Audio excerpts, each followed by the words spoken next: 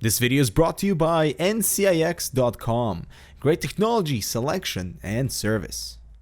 Hello everyone, I'm Dmitry with Hardware Canucks, and when NZXT announced Doco, their streaming service at CES, I'm sure everybody was surprised, a little bit confused as to why not another case or another accessory, but a PC streaming device for your living room. I guess it's not totally out of line, as we are currently experiencing some type of shift towards expanding our options for gaming in the living room. And at $99, the Doco relies on its multi-function to sell, as you can stream anything from your PC without any hardware limitations. Doesn't matter if you have an AMD or an NVIDIA card. However, let's make one thing clear: NZXT markets this as your PC anywhere, and that's a little bit misleading. It's your PC as long as it has a wired connection to your router, and Doco also wired on the same network. Not exactly the same as anywhere. And if you can live with a 30 FPS stream, the Doco might come in handy.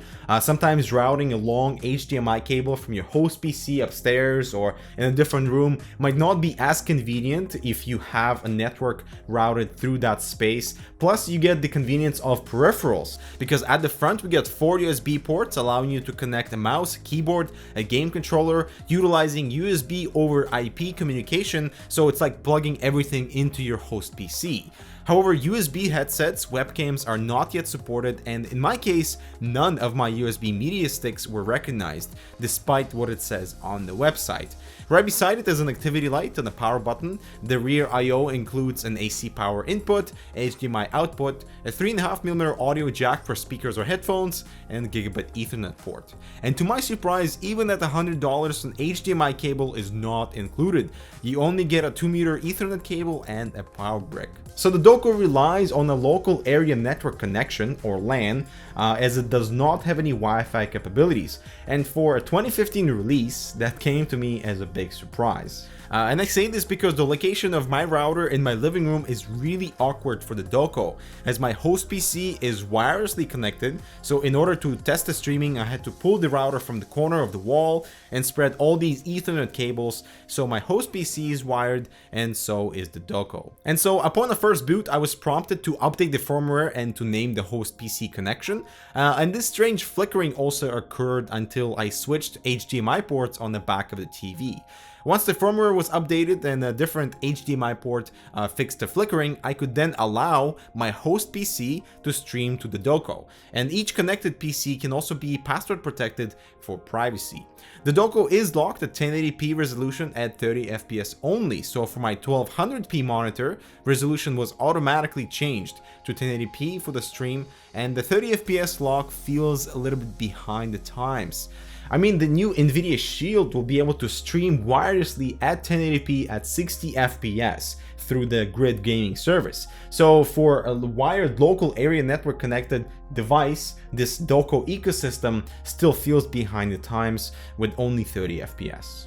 Now, NZXT advertises 50 to 80 milliseconds of latency, and that can be felt when doing anything on the Doco. Mouse movement has a bit of a delay, so any shooter type gaming is pretty much out of question. You can browse the web just fine and go through the social media and YouTube consumption, so simple desktop experience is much nicer than gaming. Streaming movies was fine, as this latency is not felt and audio and video are synced perfectly, but there's a particular stutter effect created due to 30 FPS that made streaming any media unbearable, as playback is not exactly smooth. And I also noticed an occasional audio crackle, and I found a particular annoying stutter that's most noticeable during mouse movement, where it would skip frames, and you can see that in slow motion footage of this game. It would happen randomly but frequently, and I double checked to make sure my LAN was completely free of any other traffic. And the same issue was observed with this mouse movement, where it would skip a large portion of the screen, and so perhaps a refresh cycle on the Doco needs an update. As for the image quality, color and detail is good, but there's a noticeable halo effect around the text, especially the cursor when there's any movement on the screen. Obviously, the Doco is trying to compensate for consistent 30 FPS, but with variable bit rate. Now, a few things I found that are worth mentioning is Control-Alt-Delete stops the video stream on the Doco. Pressing escape brings us back to normal. Peripherals are not recognized in the drivers when plugged in the Doco. You can still use them though. And most importantly, you do not need to be connected to the internet, as all the throughput of the data is done over your local area network. And overall, the experience is not what it should be for $100. Sure, the flexibility is there, as the system is not locked to any particular app. You can do anything your PC can do. It's basically like using your PC virtually in other space.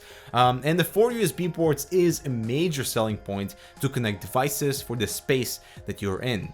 However, the input delay, the mediocre image quality for the stream that's locked to 30 FPS, and the wired only option all account for a non-totally satisfactory product. Make this $50, make sure to include an HDMI cable and perhaps a wireless version, and now we're talking. An actual device that could accompany your HTPC type of needs for your living room without too much hassle. But let us know what you think of the NZXT Doko and whether you'd consider using one of those for your setup. It's a little risky direction for NZXT to take, but as soon as this latency can be reduced and made wireless, now we're talking, and this could be a really attractive product. But that concludes this review. Thank you so much for watching. Make sure to subscribe for more similar content. Give us a like if you found this review helpful, and we'll see you in the next one.